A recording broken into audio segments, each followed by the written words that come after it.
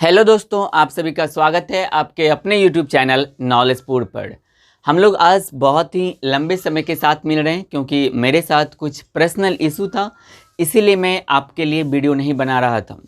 इसके लिए आप मुझे माफ़ कीजिएगा, लेकिन अब मैं प्रयास करूंगा कि आपको लगातार वीडियो मिलता रहे और जो आपका एसएसटी का सिलेबस है वो कवर हो जाए एग्ज़ाम से पहले और फिर मैं उसका रिवीजन भी कर दूं।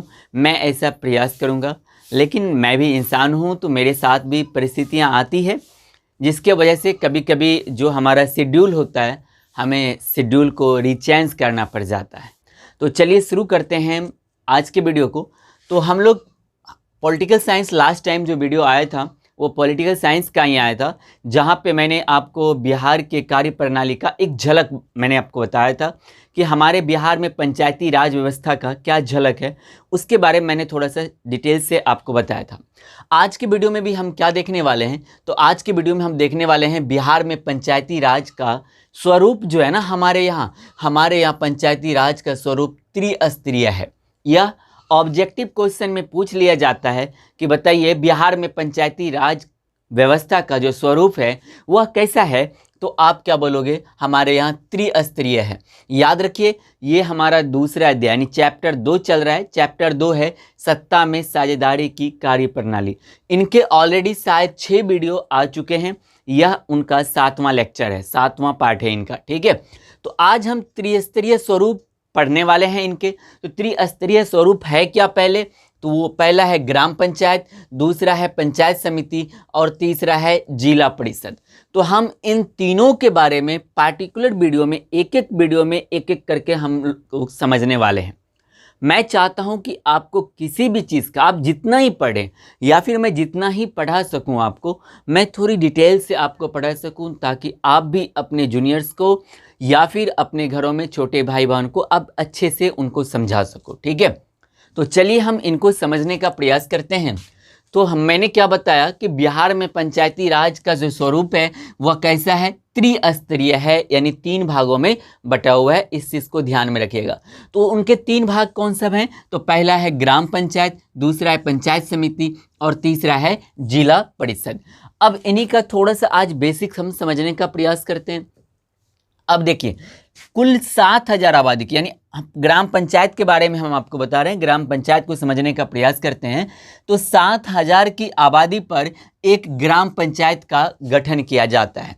इस चीज़ को ध्यान में रखिएगा। लेकिन आपके पंचायत में हो सकता भी 8,000 भी आपकी पंचायत की आबादी हो या 9,000 भी हो, लेकिन मिनिमम जो है या फिर मिनिमम आप बोलिए 7,000 तो होनी चाहिए। नहीं तो जरूरी ये फिक्स भी नहीं है कि मिनिमम 7,000।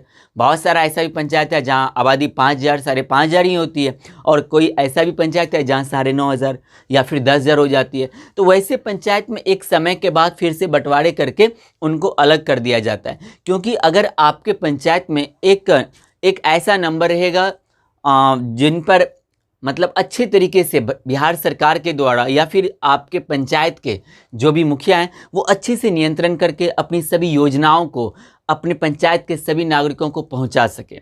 अगर एक बड़ा नंबर होगा तो फिर ये डिफ़िकल्ट हो जाएगा। इसीलिए यहाँ पर कहा गया है कि 7,000 की आबादी पर ही एक ग्राम पंचायत का गठन होगा। ठीक है, दूसरा क्या है? तो 5,000 की आबादी पर एक वार्ड सदस्य का गठन होता है। 5,000 की आबादी पर किसका गठन होता है? एक वार्ड सदस्य का गठन होता है। और 7,000 की आबादी पर एक ग्राम पंचायत का गठन होता है। उनके बाद याद रखिएगा, एक पंचायत में लगभग 15 से 16 वार्ड होते हैं। एक पंचायत में लगभग कितने वार्ड होते हैं? 15 से 16 वार्ड होते हैं। आप मुझे अपने पंचायत का नाम और आपके पंचायत में कितने वार्ड हैं वो आप नीचे कमेंट सेक्शन में कमेंट कीजिएगा। ठीक है, देखिए ये सब बेसिक चीज़ें हैं। आप इसलिए मत पढ़िए कि आपको मैट्रिक पास करना है। पास करके कुछ नहीं होने वाला, आपके पास जानकारी होना चाहिए, और इन सभी की जानकारी तो बहुत ही ज़्यादा अनिवार्य है। तो एक पंचायत में कितना वार्ड होना चाहिए? 15 से 16 वार्ड होना चाहिए। तो ग्राम पंचायत का प्रधान कौन होता है? मुखिया होता है। इस चीज़ को ध्यान में रखना है। ग्राम पंचायत का प्रधान कौन होता है? मुखिया होता है। मुखिया की सहायता के लिए एक उप मुखिया भी होता है। मुखिया की सहायता के लिए, इसका क्या मतलब है? अब मान लीजिए 7,000 की आबादी है, तो अगर 7,000 की आबादी पर एक ग्राम पंचायत का गठन कर दिया गया, अब उसमें 15 से 16 वार्ड हैं, तो अगर प्रॉपर मुखिया जी को ही पूरे पंचायत की निगरानी करनी हो, पूरे पंचायत की समस्याओं का निपटारा या फिर उनका जानकारी रखना हो, तो थोड़ा सा डिफ़िकल्ट टास्क हो जाता है। इसीलिए उनकी सहायता के लिए, उनके वर्क को थोड़ा कम करने के लिए एक उपमुखिया का जो पद है उनका भी सृजन किया गया है। इस चीज़ को आप ध्यान में रखिएगा। उनके बाद देखिए क्या है कि हर पंचायत में सरकार की ओर से एक पंचायत सेवक नियुक्त होते हैं जो सचिव की भूमिका निभाते हैं। तो इस चीज़ को भी आप ध्यान में रखिएगा कि हर एक पंचायत में कौन होगा, एक सचिव होगा। इसका याद रखना है, सचिव का चुनाव नहीं होता है, सचिव का चुनाव नहीं होता है, बल्कि यह पंचायत में सरकार की ओर से भेजे जाते हैं या फिर ये इलेक्ट किए, चुने नहीं जाते हैं। एक्चुअल में ये किसी एग्ज़ाम को फेस करके ये फिर पंचायत समिति का जो पद होगा उस पे आते हैं, फिर उनकी नियुक्ति बिहार सरकार के द्वारा आपके पंचायत में कर दी जाती है। लेकिन जैसे मुखिया का, उपमुखिया का चुनाव होता है, वार्ड सदस्य का चुनाव होता है या फिर पंच सरपंच का चुनाव होता है, वैसे सचिव का चुनाव नहीं होता है। ठीक है। उनके बाद याद रखना है कि ग्राम पंचायत में अनुसूचित जाति, अनुसूचित जनजाति, पिछड़े वर्ग के लिए उनकी जनसंख्या के आधार पर सीट आरक्षित कर दिए गए हैं। यानी हमारे बिहार सरकार में अनुसूचित जाति के लिए, अनुसूचित जनजाति के लिए, पिछड़े वर्ग के लिए जो उनकी जनसंख्या है किसी पंचायत में, उनके आधार पर उनका सीट आरक्षित कर दिया गया। आरक्षित का मतलब फिक्स कर दिया गया है कि इस वर्ग के लोग, यानी इस अगर कोई एससी कैटेगरी का है या एसटी कैटेगरी का है तो उसी वर्ग के लोग उस पंचायत से चुनाव लड़ सकते हैं। उनके बाद आप ध्यान में रखिएगा कि बिहार पंचायती राज अधिनियम 2006 के तहत, इस चीज़ को ध्यान में रखना है, बिहार पंचायती राज अधिनियम 2006 के तहत महिलाओं के लिए संपूर्ण सीटों में आधा सीट, यानी कितना, 50% आरक्षण का प्रावधान किया गया है। कितना परसेंट? 50%। यानी पंचायत का जो चुनाव होता है ना, पंचायत के चुनाव में 50% सीट जो है वह आरक्षित कर दिया गया है। किसके लिए? महिलाओं के लिए। किस अधिनियम के तहत? तो याद रखना है, पंचायती राज अधिनियम 2006 के तहत महिलाओं के लिए आधा सीट यानी 50% सीट आरक्षित कर दिया गया है। उनके बाद आपको ध्यान रखना है कि मुखिया या उपमुखिया अपने पद से स्वयं हट सकते हैं या हटाए जा सकते हैं। अगर किसी मुखिया को वो किसी भी कारणवश अगर वो अपने कार्य से या फिर उनको लगता है कि हमें अब इस पद पे नहीं बने रहना चाहिए, तो वैसी परिस्थिति में वो अपने पद को छोड़ भी सकते हैं।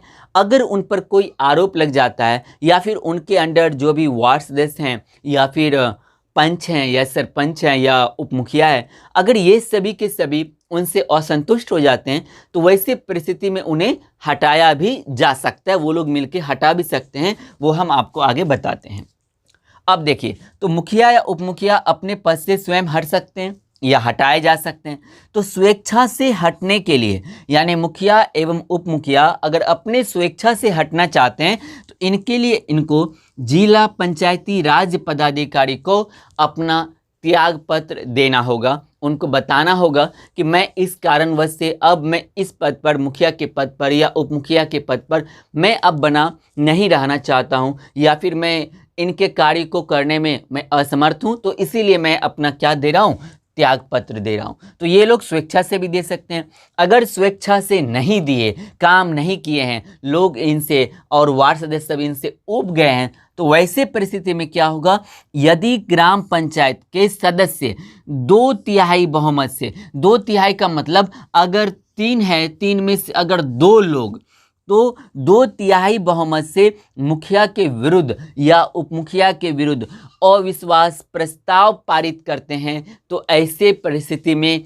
मुखिया या उपमुखिया को अपना पद छोड़ना पड़ेगा, उन्हें त्याग पत्र देना पड़ेगा। लेकिन इसके लिए क्या करना होगा, और अविश्वास प्रस्ताव उनके खिलाफ पारित करना होगा। लेकिन ऐसा मुझे नहीं लगता है कि बिहार में संभव है अगर होगा भी तो 1% इनफ है उनके लिए, क्योंकि यहाँ पे मुखिया जी के पास पावर होता है, पैसे होते हैं, तो वो सभी वार्ड सदस्य को या फिर उनके अंडर जो भी उनके खिलाफ लाना चाहते हैं सभी का वो पैसे से मुंह बंद कर सकते हैं, और ऐसा होता भी है। उनके बाद याद रखना है कि ग्राम पंचायत के सामान्य कार्य क्या सब है, यानी ग्राम पंचायत का कार्य क्या सब। देखिए इधर हो सकता है आपको नीचे दिखाई नहीं दे रहा हो, तो मैं बोल देता हूँ। थोड़ा सा आज सेटअप फिर से मैंने अलग जगह किया, अपने अलग जगह किया, एक्चुअल में बोलूँ तो मैंने अपने घर में ही कर लिया। तो थोड़ा सा आपको लाइटिंग का या फिर किसी भी चीज़ का अगर अभी परेशानी आ रहा है तो आप नीचे कमेंट सेक्शन में कमेंट जरूर कीजिएगा। हम प्रयास करेंगे कि हम उसकी समस्याओं को या फिर जो भी समस्या भी है मैं उनको दूर कर सकूँ। तो अगर नीचे नहीं दिखाई दे रहा है तो मैं बोल दे रहा हूँ, आप नोट्स बना लीजिएगा, ठीक है। तो देखो ग्राम पंचायत का कुछ कार्य भी होता है। सामान्य कार्य क्या है ग्राम पंचायत का? तो पंचायत क्षेत्र के विकास के लिए वार्षिक योजना और वार्षिक बजट तैयार करना है। अब देखो, अब यहाँ पर कितना अच्छा चीज है, पंचायत, ग्राम पंचायत का कार्य। अब पंचायत क्षेत्र के विकास के लिए वार्षिक योजना तैयार करना, वार्षिक बजट ये तैयार करना तो आप छोड़ ही दीजिए। मुझे नहीं लगता है कि बिहार में अगर कुछ पंचायतों को छोड़ दिया जाए तो वहाँ पर अच्छे से मतलब पूरे 5 साल के दौरान भी कार्य होता है। यहाँ पे तो वार्षिक बजट तैयार करने की बात हो रही है। वार्षिक बजट तो बहुत ही दूर की बात है, ऐसा नहीं हो रहा है हमारे इधर। वार्षिक योजना भी नहीं वो लोग निकाल रहे हैं कि अच्छा मुझे इस वर्ष में ये कार्य करना है, मुझे इनके लिए इतना बजट चाहिए। ऐसा कोई बात ही नहीं है। वो अपने मग्न रहते हैं खा पी के। उनको इससे अगला पंचवर्षीय जब आएगा तो 2 महीने पहले से हाथ जोड़ के सामने, मतलब हाथ जोड़ के आपके सामने खड़े हो जाएंगे, हमें वोट दीजिएगा। और अभी फिर से तो अब तो महीना उन लोगों का आ गया, दिन आ गए हैं लौट के। तो आप लोग जरा ध्यान दीजिएगा इन सब चीज़ों पे। उनके बाद क्या है, प्राकृतिक विपदा में सहायता करने का कार्य करना। तो ग्राम पंचायत का यह कार्य है कि अगर उनके पंचायत में किसी भी प्रकार की प्राकृतिक आपदा आ जाती है या किसी भी व्यक्ति पर प्राकृतिक आपदा का कहर बरस जाता है तो वैसे परिस्थिति में ग्राम पंचायत उस व्यक्ति के लिए, उनके लिए क्या करना, विपदा में सहायता राशि या फिर सहायता कार्य करने का वो कार्य करें। लेकिन ऐसा कुछ भी ये नहीं होता है, ठीक है। उनके बाद याद रखना है कि सार्वजनिक संपत्ति से अतिक्रमण हटाने का कार्य भी करने की जिम्मेदारी किनकी है? तो वो ग्राम पंचायत की है। सार्वजनिक संपत्ति से क्या तात्पर्य हुआ कि ऐसा कोई भी क्षेत्र, अब जैसे मान लीजिए विद्यालय हो गया या फिर मान लीजिए गांव का मंदिर हो गया या फिर चबूतरा हो गया जहां पे लोग बैठते हैं, अगर वहां पर कोई व्यक्ति अतिक्रमण कर लेता है तो वहां से उनको हटाने का कार्य कौन करेंगे? तो ग्राम पंचायत करेंगे। तो सार्वजनिक संपत्ति से अतिक्रमण का मतलब क्या होता है? अतिक्रमण से तात्पर्य हुआ कि कोई व्यक्ति का वो चीज़ नहीं है लेकिन वह जबरदस्ती जब किसी चीज़ पर कब्जा कर लेता है तो तब हम उसको कहते हैं कि उन्होंने अतिक्रमण कर लिया है, ठीक है। चलिए, उसके बाद है स्वैच्छिक श्रमिकों को संगठित करना और सामुदायिक कार्यों में स्वैच्छिक सहयोग करना। मतलब ग्राम पंचायत का यह कार्य है कि अगर उनके पंचायत में ऐसे व्यक्ति हैं जो स्वैच्छिक कार्य करने में रुचि रखते हैं तो स्वैच्छिक श्रमिकों को वो संगठित कर सकते हैं, एक जगह एकत्रित कर सकते हैं, उनके नाम या फिर उनका पूरा डाटा रख सकते हैं अपने पास। और कभी भी अगर सामुदायिक कार्य होता है पूरे पंचायत में, कहीं पर भी किसी भी व्यक्ति का मदद करना है, किसी गरीब का मदद करना है, या किसी परिस्थिति में बाढ़ आ जाती है, गांव में आग लग जाती है, किसी प्रकार का भी प्राकृतिक आपदा आ जाती है गांव में, तो वहां पर सामुदायिक कार्य वो लोग कर सकते हैं, अपना सहयोग दे सकते हैं। ये सभी कार्य किनका है?